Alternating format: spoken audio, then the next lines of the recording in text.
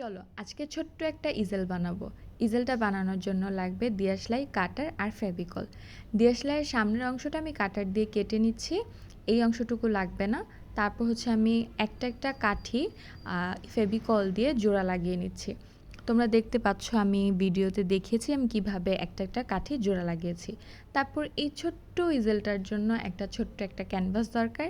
তার জন্য আমি এখানে ছোট্ট একটা ক্যানভাস পেপার কেটে সেটার উপরে আমি হালকা একটু পেন্টিং করে নিচ্ছি, পিছনে ব্যাকগ্রাউন্ড একটু পার্পেলের মধ্যে রেখেছি। তারপর এখানে আমি কিছু ছোট ছোট সাদা ফুল এঁকে দিচ্ছিলাম, আর এটা হচ্ছে সাদা কালির কলম দিয়ে আমি এঁকেছি। যেহেতু একদমই ছোট ছিল তাই আমি সাদা কালির কলমটা ইউজ করেছি।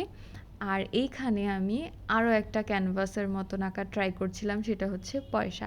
পয়সার মধ্যে আমি এক সাইডে হচ্ছে দিনের একটা দৃশ্য আঁকবো, আর এক সাইডে হচ্ছে রাতের একটা দৃশ্য আঁকবো। তো ওইটাই হচ্ছে আমি এক সাইড ওয়াশি টেপ দিয়ে আটকে নিয়ে তারপর হচ্ছে আরেক সাইডে আমি আর্ট করছিলাম, মানে পেন্টিং করছিলাম। ওয়াশি টেপ দিয়ে খোলার এই পার্টটুকু খুবই স্যাটিসফাইং ছিল আমার কাছে। যখন আমি কোনো পেন্টিং করি ওয়াশি টেপ লাগানো থাকে, ওই পার্টটুকু খোলার সময় খুবই ভালো লাগে।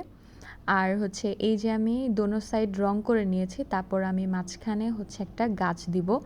একদমই শুকনো, শুধু মনে হচ্ছে ডালপালা থাকবে এমন একটা গাছ দিব। ছোট তো, তাই আমি চিকন একটা তুলি নিয়ে নিয়েছি, আর খুব বেশি আমি ডিটেলস দেইনি, জাস্ট হালকা করে আমি ডালপালাগুলো দিয়ে নিচ্ছিলাম। পুরানো একটা ব্রাশ দিয়ে আমি এখানে হচ্ছে ঘাসগুলো দিয়ে নিচ্ছি নিচে।